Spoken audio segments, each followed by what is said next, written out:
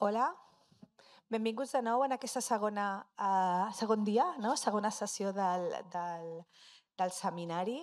Avui tenim la mateixa estructura que ahir, és a dir, fem les dues intervencions, la Monique i la de la Victòria, i després deixarem una estona per preguntes. Farem una pausa de 15 minuts i seguirem a les 7:15. Per la Monique, que parlarà en francès i a traducció simultània, i després la taula rodona del final, sí que tenim una intervenció a l'Andrula en francès, però ja no tindrem traducció simultània, però ella ha promès que parlarà molt lentament en francès. Per tant, trobarem un idioma compartit. En griego. Y si no, l'Emanuel o la Jessica poden fer la traducció. Gràcies.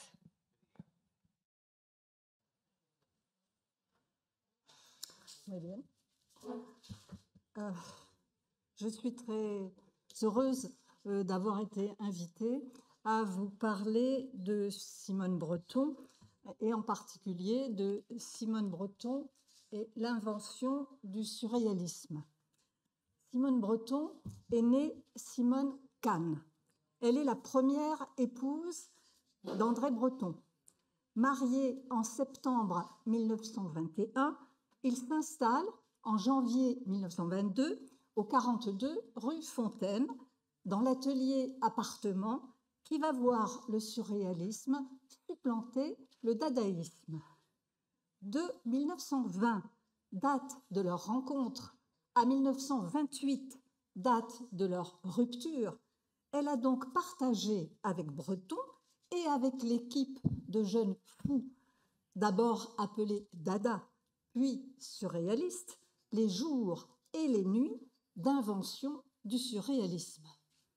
Quelle a donc été sa part dans cette aventure? Voici mon plan.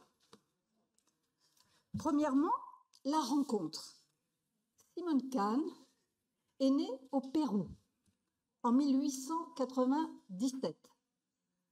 Mais sa famille rentre à Paris alors qu'elle a à peine 2 ans. C'est une de ces familles de la bonne bourgeoisie juive dont les filles font de solides études dans des institutions sérieuses. Donc, Simone Kahn, après ses études secondaires, s'inscrit à la Sorbonne pour perfectionner son anglais. Elle n'a pas de projet professionnel. Elle se cultive. C'est une grande lectrice qui connaît ses classiques, qui lit les contemporains, y compris le scandaleux Oscar Wilde, dont elle traduit, d'ailleurs pendant ses vacances, le De Profundis. Elle s'intéresse à la philosophie et sera, selon Yuki Desnos, l'encyclopédie de la rue Fontaine. En attendant, en 1920, la jeune fille moderne de 23 ans a une famille très conventionnelle qui lui propose des fiancés convenables et qui n'est pas du tout ravie lorsqu'elle découvre la passion de sa fille pour André Breton, un poète désargenté et affilié aux dadaïstes, une bande de jeunes propagateurs de scandales. Simone aime danser avec de bons danseurs. Elle aime jouer du piano et aller au concert, ce qui ne plaide pas en faveur du personnage très spécial qu'on va lui présenter et dont elle va rapidement s'éprendre, car avec lui s'ouvre la perspective excitante de plonger dans l'arène poétique. Où en est Breton en 1920? Dès 1919, avec les champs magnétiques, Breton et Soupeau avaient pratiqué le surréalisme, puisqu'il se définit ou se définira en 1924 par l'écriture automatique. Mais en 1920, l'oreille de Breton, dont le très cher ami Jacques Vacher avait succombé à une surdose d'opium, son oreille était à ce moment tournée vers Tristan Tzara, l'agitateur retentissant de Zurich. Dominé par le négativisme Dada, le début des années 20 est pour Breton une période de doute, car il aspire à un renouveau qui n'intéresse pas Tzara. C'est cette phase critique que Simone va partager avec André et sa petite troupe. Elle sera le soutien intellectuel, financier et affectif de son époux. Elle sera l'hôtesse accueillante de l'atelier et bien sûr la protagoniste des recherches, des expériences, des jeux qui occupent les longues soirées de la rue Fontaine.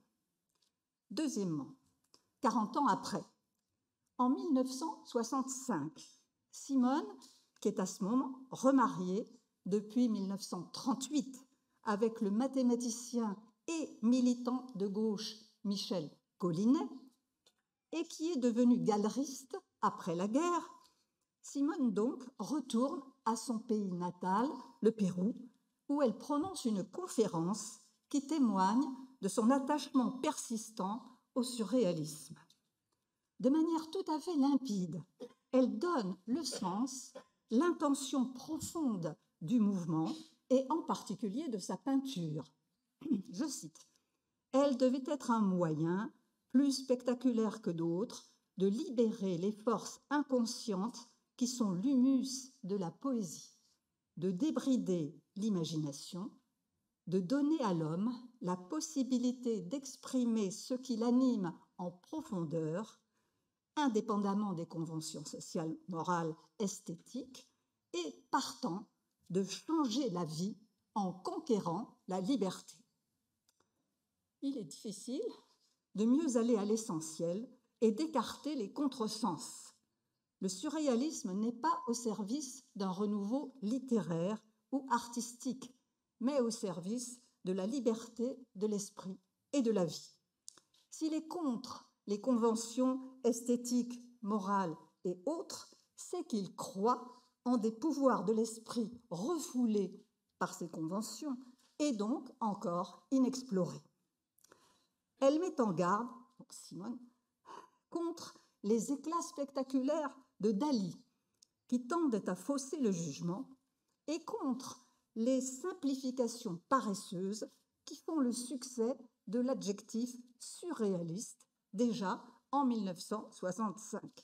D'ailleurs, à ce sujet, elle met en parallèle le destin de l'expression populaire, c'est du Picasso, qui signifie c'est moderne, c'est incompréhensible, et de l'expression c'est surréaliste, devenu équivalent à c'est saugrenu, étrange, insolite.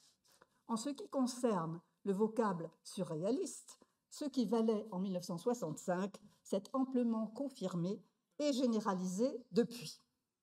Il est clair que Simone Collinet se sentait encore et toujours responsable de l'avenir de ce mouvement né dans l'effervescence collective de l'inoubliable atelier appartement de sa jeunesse. Troisièmement, complice inconditionnelle et compagne parfaite. Lorsque Simone Kahn rencontre André Breton, elle a 23 ans et lui 24. Jeune fille de bonne famille, bien élevée, elle ne l'a pas rencontré dans la rue ou au café, elle lui a été présentée par des amis.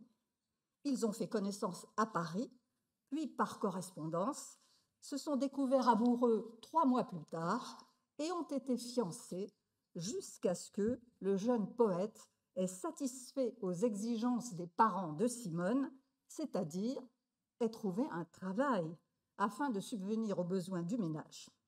Alors la jeune femme a bénéficié d'une dot versée mois après mois qui a complété leurs trop modestes revenus.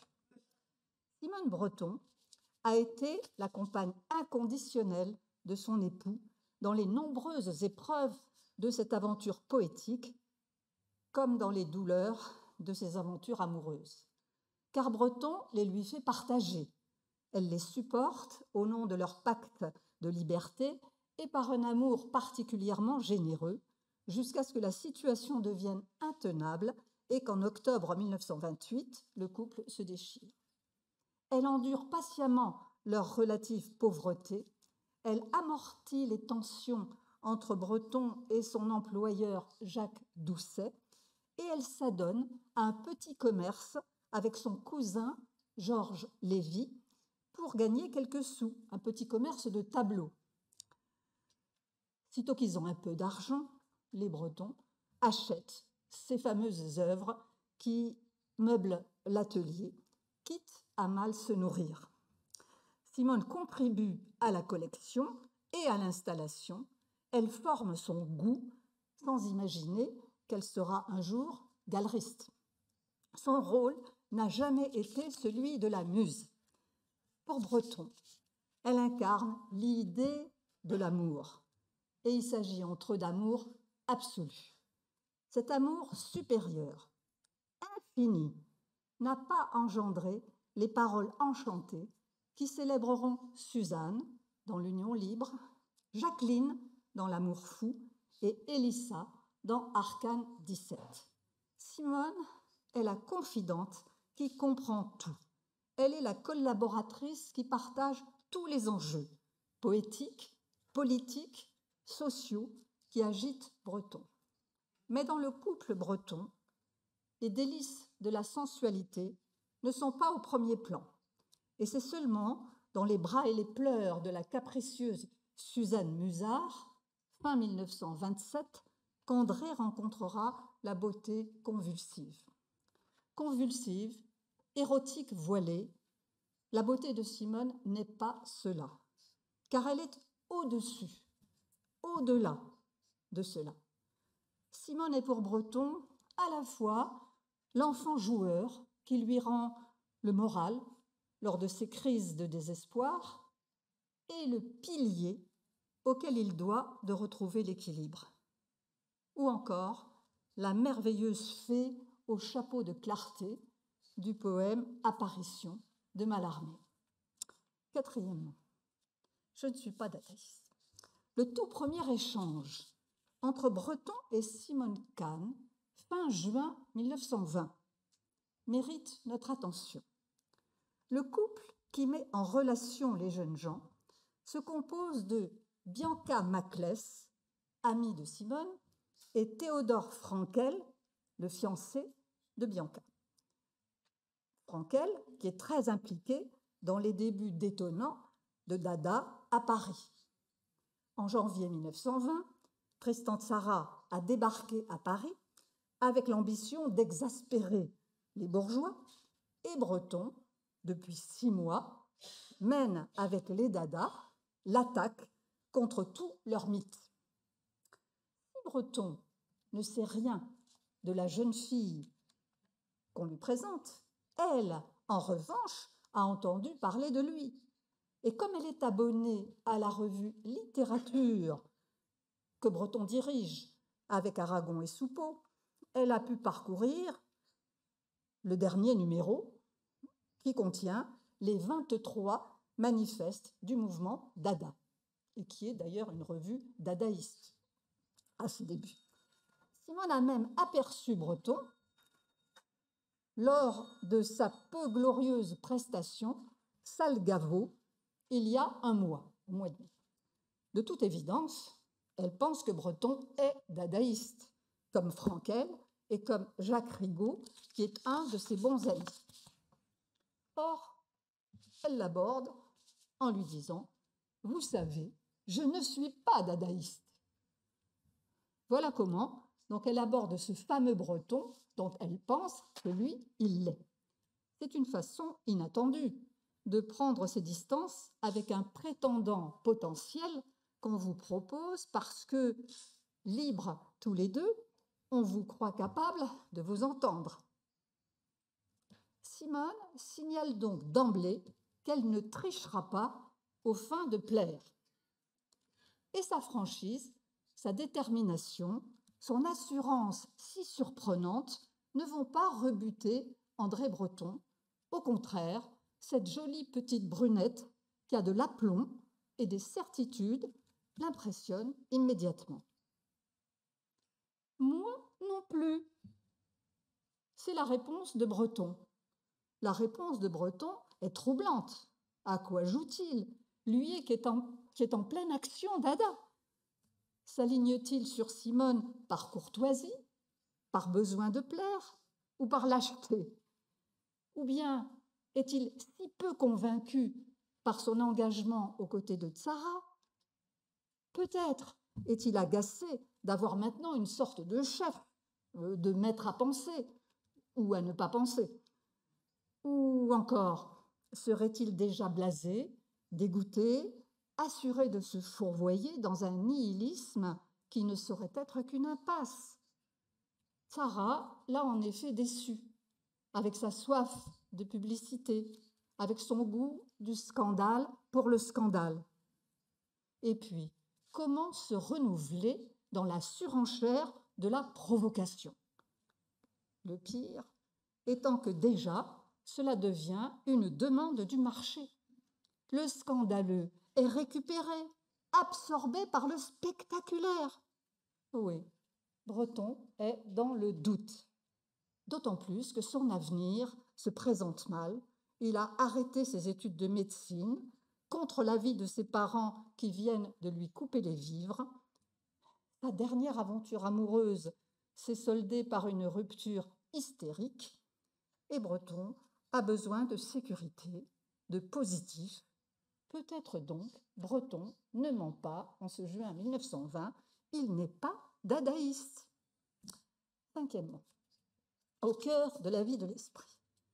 Pour la jeune Simone Kahn, rencontrer André Breton, s'était passé du côté de spectatrice des choses de l'esprit à celui d'actrice.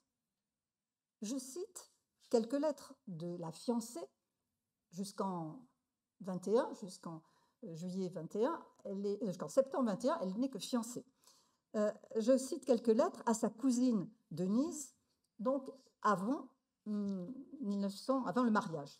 Je cite: Einstein, Tzara, des projets littéraires nous occupent, et bien d'autres. Et encore, pour l'instant, en dehors de littérature, on s'occupe à réaliser ce magnifique projet de promenade publique dans Paris. Tata, ne sera-ce pas joli?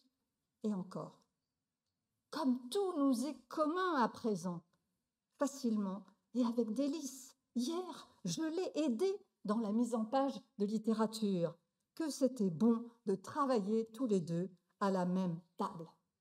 Et encore, nous avons fait une exposition de Max Ernst. Pendant 15 jours, André et moi, nous avons, au fur et à mesure de ses envois et de nos ressources tiraillées, encadré 50 tableaux qui sont maintenant accrochés au sans pareil. Et encore. Et maintenant, une nouvelle manifestation se prépare, le procès de Maurice Barrès. Je pense que ce sera très bien. Nous allons au palais de justice prendre des idées. Et encore. Hier, conférence du futuriste Marinetti devant d'ignobles et énormes toiles qu'il voulait nous donner pour géniales et qui, sur quelques rires, menaça les dadaïstes de leur casser la gueule avec des involtures. On notera que Simone a déjà adopté les goûts et les dégoûts de ses nouveaux amis. Et son initiation se fait au galop. Je cite, « J'ai fait la connaissance de deux grands hommes, Picasso et Derain. Le contraste de ces deux hommes est d'ailleurs étonnant. Picasso est petit, brun, fin, mince, tout entier un regard intelligent, mobile, qui pénètre avant même de voir. Derain, une grande brute, énorme, avec une belle tête d'empereur romain et une bouche d'animal dédaigneux. 3 expositions de peinture, dont une accompagnée d'un concert. Sixièmement, un lieu de réunion fantastique. Sans sous-estimer l'importance des réunions de café, la naissance du surréalisme a lieu au domicile du couple breton. C'est son berceau. Et on peut concevoir que pour Simone, le surréalisme soit un peu son enfant. En unissant son destin à Breton, Simone épousait tout un collectif, passionnel, tantôt fusionnel, tantôt en crise, inséparables de leur couple. Expérience aussi exaltante qu'épuisante. Déjà, pour leur voyage de noces au Tyrol, ils étaient en compagnie de Zara, de Harpe, de Ernst et de son épouse, en attendant l'arrivée d'Éluard et de Gala. Lorsqu'ils emménagent rue Fontaine, elles pensent y abriter leur amour des importuns. Je cite, « J'habite près de la place Blanche, un atelier, une salle de bain, une chambre, une pièce de bruit et de lumière, une de silence et d'ombre, on y est bien. Notre amour s'y cadre et s'y installe, ne monte les 4 étages que ce qui ne peut le troubler. Si dans la journée, il lui arrive d'être seul, en revanche, les soirées voient du monde grimper les 4 étages. Elle est rarement seule avec son mari. Ils dînent tous de ce que chacun a apporté et ils jouent. Je cite, 1er juillet 1922. « Nous tous, plus Drieux-La Rochelle, on a joué, tous assis autour de l'atelier, à dire, à tour de rôle, comme dans un procès, son opinion sur chacun de ceux qui se trouvaient là. Il y a eu 2 ou 3 moments d'émotion inouïe. Tout le monde s'est abandonné à ce jeu tragique que j'avais proposé avec une sincérité inouïe. Ce jeu tragique a une autre forme où chacun doit répondre sans tricher à la question qui lui est posée et qui est souvent très intime. Ainsi, je demande à Drieux s'il avait couché avec sa femme, à quoi il répondit qu'il avait essayé presque en vain. À Maurice s'il était amoureux en ce moment, à quoi il répondit non. Et Gala a pris le relais en essayant de forcer Breton, je cite, à lui dire que s'il l'avait rencontrée en d'autres circonstances, il aurait voulu coucher avec elle, à quoi elle n'obtient que des échappatoires. On comprend que chacun est contraint à la transparence. Personne ne doit rien cacher aux autres. Ce jeu redoutable, dit jeu de la vérité, aurait été communiqué à Simone par Soupeau et Rigaud. On comprend qu'il transforme l'atelier en maison de verre et la vie la plus intime de chacun en propriété de tous. Depuis les premiers jours, les jeux de notation contribuent à savoir ce que chacun pense. Par exemple, de la femme, de chaque partie de son corps, ou des chats, des chiens, des oiseaux, cigarettes, apéritifs et autres petits bonheurs, des putains, des vierges, des femmes du monde, des érotomanes, des frigides, des pédérastes. On compare les notes qu'on a mises, on juge et on est jugé. Le surréalisme suppose une sorte d'âme collective que les jeux et les diverses expériences forgent et fortifient. Parfois, Simone de ne pas pouvoir s'isoler, mais voilà qui décide d'aller tous ensemble à la fête foraine.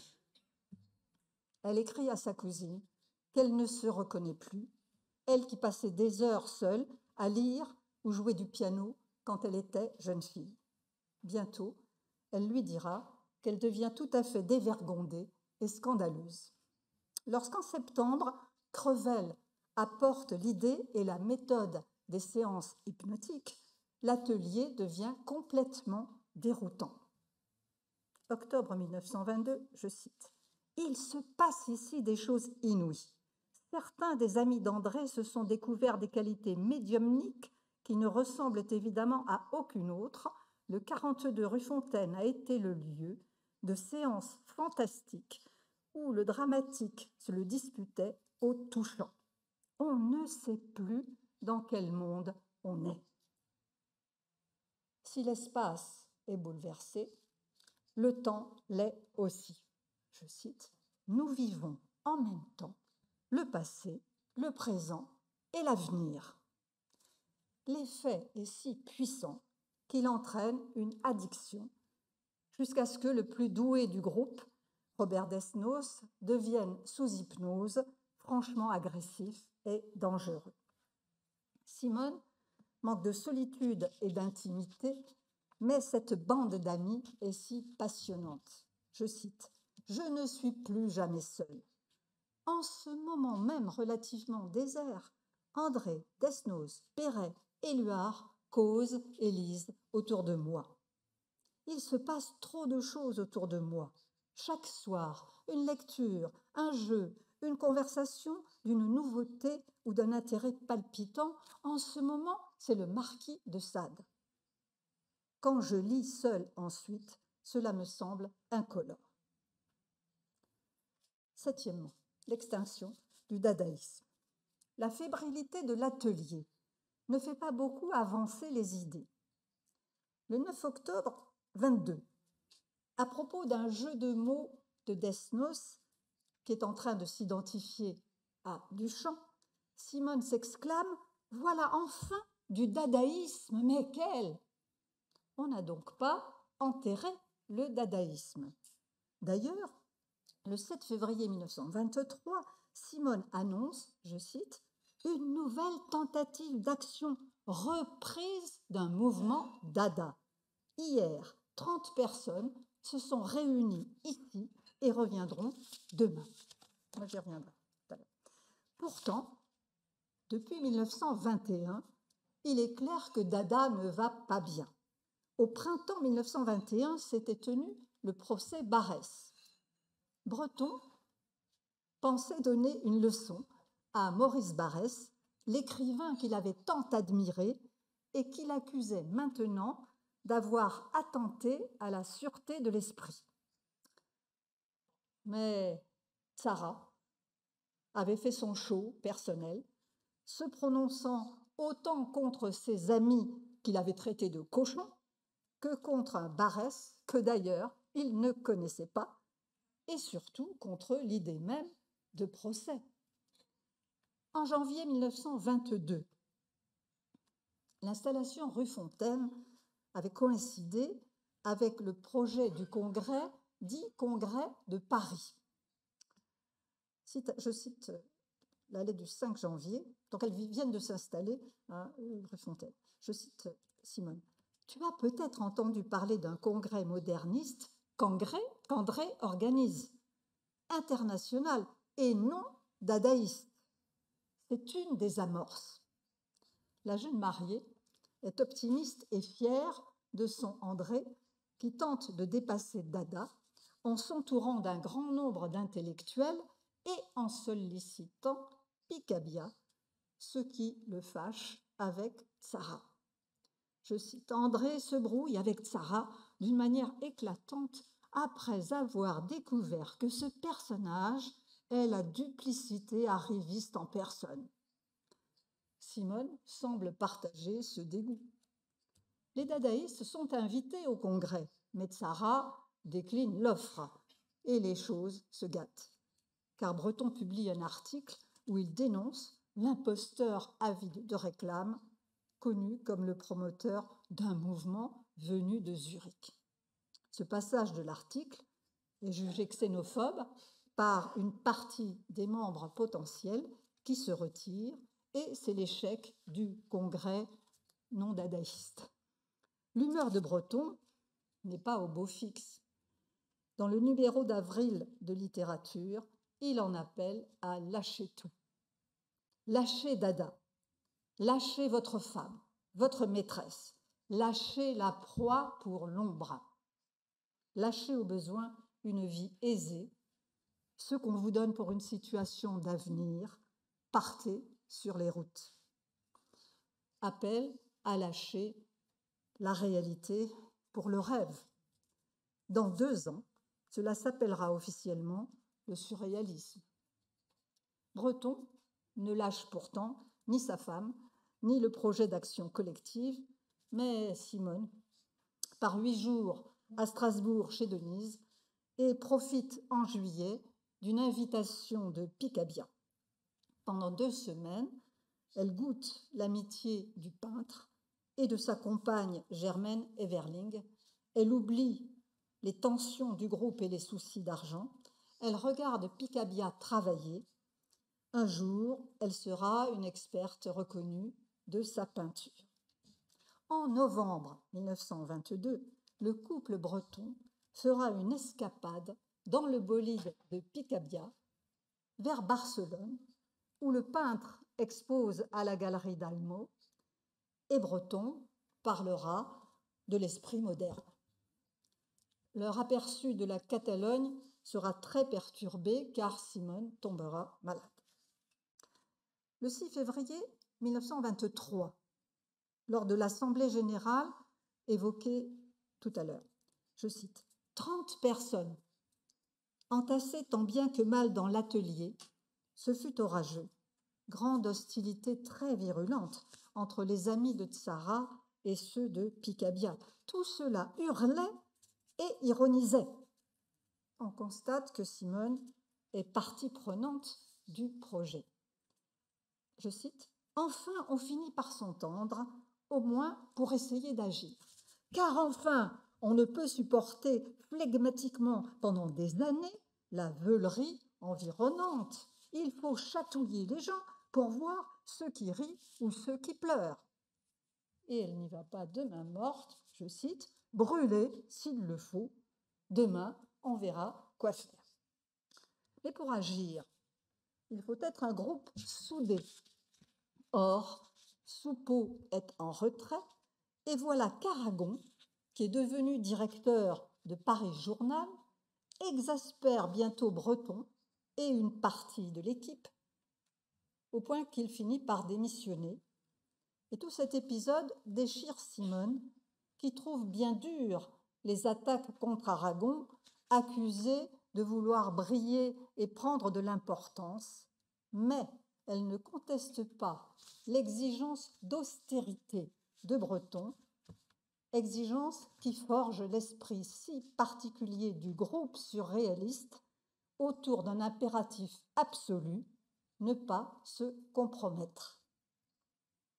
Huitièmement, le printemps 1924 voit le retour en force, on en a parlé hier, de l'écriture automatique. Breton en remplit 7 cahiers, dont le futur Poisson soluble, qui éblouit Simone, et Breton engage Vitrac et Maurice, puis une dizaine d'autres, dont Simone, à faire du surréalisme eux aussi, à écrire sous la dictée de la pensée naissante, en se mettant pour cela dans un état de distraction du réel, aussi proche du sommeil que possible.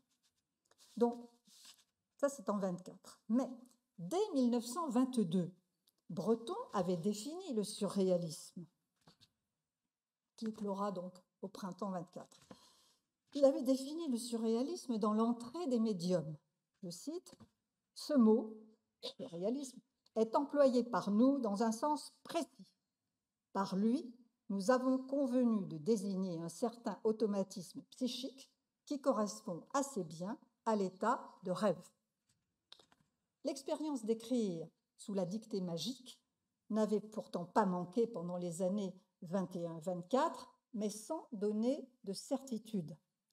Ces années sont le moment flou où les dadas surréalistes refusent le culte dada de la négation sans oser promouvoir le culte surréaliste de l'imagination. Cependant, le murmure qu'ils avaient pu capter était assurément le pays des merveilles. Et en ce printemps 1924, ils allaient apprivoiser la voix capricieuse.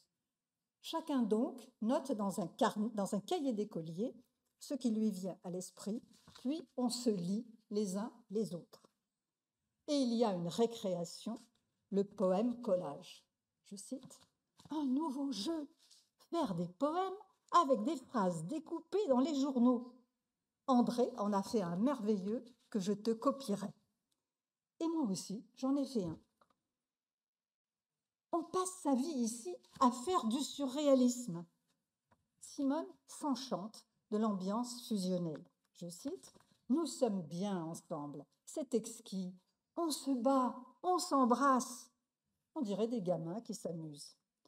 Je cite, « L'atelier est couvert de 3 monceaux de journaux, articles de ces 3 messieurs, tandis que 2 autres, dans mes oreilles, récitent des vers de Mistral avec l'accent. » Simone n'est pas mécontente de son cahier qu'elle va envoyer à Denise en la priant de le lui retourner. Elle reconnaît qu'elle s'est bien tirée des exercices, qu'elle a même saisi le mécanisme, elle dit « j'ai saisi le mécanisme du merveilleux féerique ».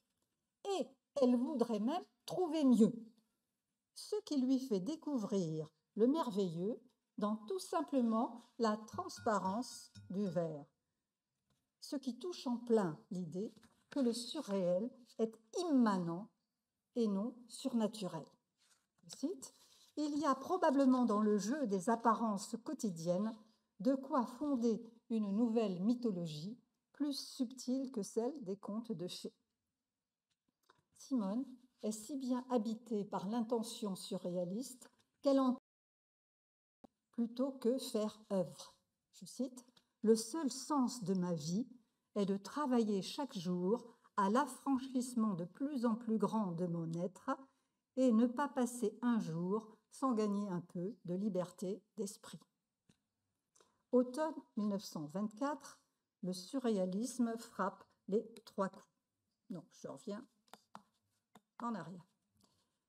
Donc vous avez Simone et puis la fameuse image, une des 2 fameuses images de Simone à la centrale surréaliste.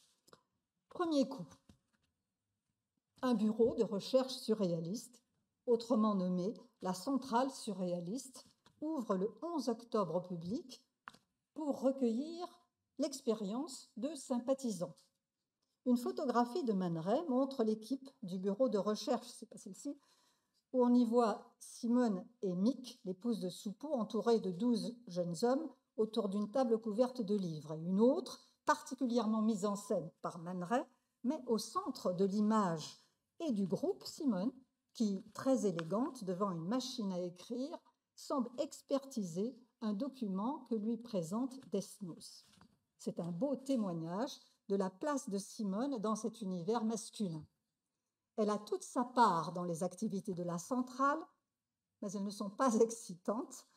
Et comme elle tombe malade, elle part le 7 janvier, changer d'air à Chamonix, où elle passera plus d'1 mois en compagnie de Maurice, alors que Breton vient de tomber amoureux de Lise Meyer, qui a visité la centrale le 15 décembre. Deuxième coup, le manifeste du surréalisme, le 15 octobre, qui proclame le primat de l'imagination. Il faut vivre comme on rêve, et 19 messieurs ont fait acte de surréalisme absolu. Simone ne figure pas sur la liste et elle ne semble pas s'en être préoccupée. Troisième coup, la revue surréaliste, qui sort le 1er décembre avec son titre explicite « La Révolution surréaliste ». Un des textes automatiques de Simone y est publié, signé de ses initiales seulement, SB. Dans ce récit, une cascade de métamorphoses transforme un jeune homme trop entreprenant en étoile de mer. Coupable par son vœu de cet affront à la nature, est elle-même transformée en voile qui, flottant sur la mer, est récupéré par un capitaine de navire auquel il va procurer de la volupté. Capitaine de navire qui devient lui-même une algue translucide. Ce triomphe de la transparence ou de la pureté sur la brutalité des rapports entre les sexes parle-t-il pour l'inconscient de Simone. Un autre texte de Simone, non publié, évoque une femme qui échappe aux hommes ou les tue, et donc déjà la mère fuyait le puissant séducteur qui la poursuivait, et elle-même, donc la jeune fille, était sous l'emprise d'un être invisible dont un concours de circonstances bien improbables pourrait néanmoins la délivrer. Serait-ce une confidence? Simone se sentait-elle trop mariée? À la même époque, son époux se sentait à l'étroit dans un mariage trop parfait. Dixièmement, du nouveau, encore et toujours. L'invention du surréalisme continue avec celle du cadavre exquis, avec l'affirmation d'un surréalisme en peinture, avec la recherche d'une action politique surréaliste. En 1975, Simone raconte l'invention du cadavre exquis en des termes qui communiquent tout de suite l'envie de s'y livrer. Je cite, « André poussa des cris de joie et vit tout de suite là une de ces sources ou cascades naturelles d'inspiration. Ce fut un déchaînement. La surprise violente provoquait l'admiration, les rires, soulevait l'envie inextinguible de nouvelles images. On dirait une drogue nouvelle. L'intéressant est que les images obtenues sont, je cite, inimaginables par un seul cerveau, issues de l'amalgame involontaire, inconscient, imprévisible de 3 ou 4 esprits hétérogènes. D'abord verbal, le jeu devient du dessin, et c'est encore plus fou, la création collective fait apparaître des créatures tout à fait insoupçonnables, par les mots ou le dessin, la poésie était faite par tous, non par un. Qu'en est-il du surréalisme en peinture? Certains membres du groupe officialisé en octobre 24 ne croyaient pas que la peinture admette l'automatisme, tel qu'il définissait le surréalisme. Néanmoins, pour Breton et d'autres, dans les tableaux métaphysiques de Chirico, il y avait bien de l'onirisme et du surréel. De même, chez Max Ernst, chez Picasso, chez Man Ray, chez Picabia, bientôt chez Masson, Miro et Tanguy. Et il nous est difficile d'imaginer cette hésitation, alors que de nos jours, la plupart des gens ne connaissent du surréalisme que sa peinture. Quelle révolution politique pour libérer l'esprit et la vie? La révolution surréaliste devait prendre une orientation politique marquée à partir de 1925. Tentée par le Parti communiste, aussitôt dégoûté par son stalinisme, c'est du côté de Trotsky que les espoirs de Breton se sont tournés, et là encore, Simone est partante, comme sa cousine Denise, qui divorce de Georges Lévy pour épouser le trotskiste Pierre Naville. Simone Breton, après son divorce en 1931, milite au sein de mouvements de gauche révolutionnaires, de comités antifascistes, où elle rencontre Michel Collinet, son futur second époux, et où elle revoit Breton. Elle milite au sein de commissions et de comités secourant des réfugiés du franquisme et du stalinisme, de comités anticolonialistes et de comités féministes. En 1920, Breton avait reconnu en elle le solide pilier qui lui manquait. Il ne se trompait pas.